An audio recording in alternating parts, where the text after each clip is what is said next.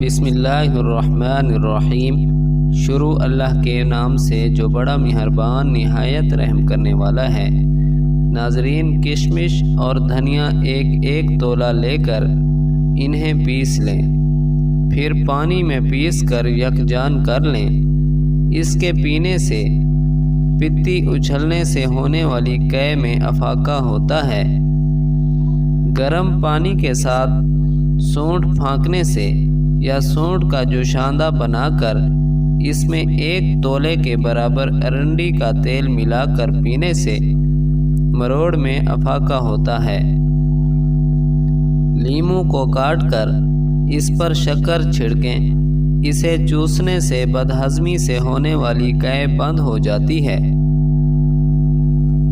تلسی کے 5 پتے اور کالا نمک 2 گرام دہی میں ملا کر کھانے سے دست اور مروڑ سے نجات ملتی ہے۔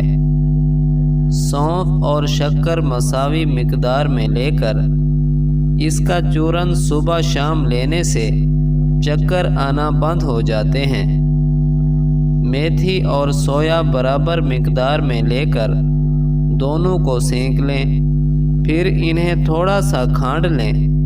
اس میں سے تھوڑا سا پھانکنے سے اپھارا، کھٹی ڈکاریں وغیرہ میں فائدہ ہوتا ہے۔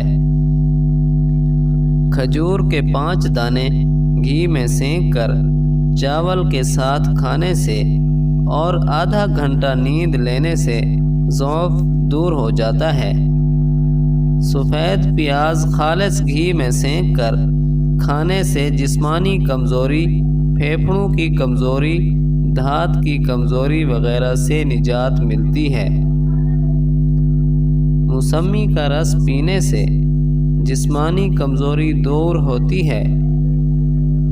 آملہ کا رس 1 چمچ، کشمش سیاہ 1 تولہ اور شہد آدھا چمچ ملا کر کھانے سے تیزابیت میں افاقہ ہوتا ہے۔ گاجر کا رس پینے سے یرقان سے پیدا ہونے والا ضعف اور خون کی کمی ختم ہو جاتی ہے۔ مکئی کے دانے نکال لینے کے بعد خالی ڈوڈے کو جلا کر راکھ بنا لیں اور پھر اس کو چھان لیں۔ یہ راکھ 1 گرام پانی کے ساتھ صبح و شام لینے سے پتھری کے درد میں افاقہ ہوتا ہے اور پیشاب اٹک کر نہیں آتا۔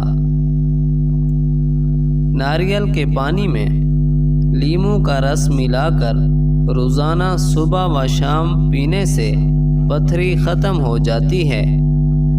کریلے کا رس چھاچھ کے ساتھ پینے سے پتھری کا خاتمہ ہو جاتا ہے۔ دھنیا اور زیرہ 1 چمچ لے کر اسے موٹا کوٹ کر رات کو پانی میں بھگو دیں۔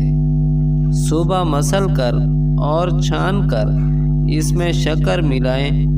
اس کے پینے سے پیٹ اور ہاتھ پیر کی جلن ختم ہو جاتی ہے۔ 2 یا 3 خشک انجیر صبح اور رات کو دودھ میں گرم کر کے کھانے سے بلغم بتدریج کم ہوتا ہے اور دم سے نجات مل جاتی ہے۔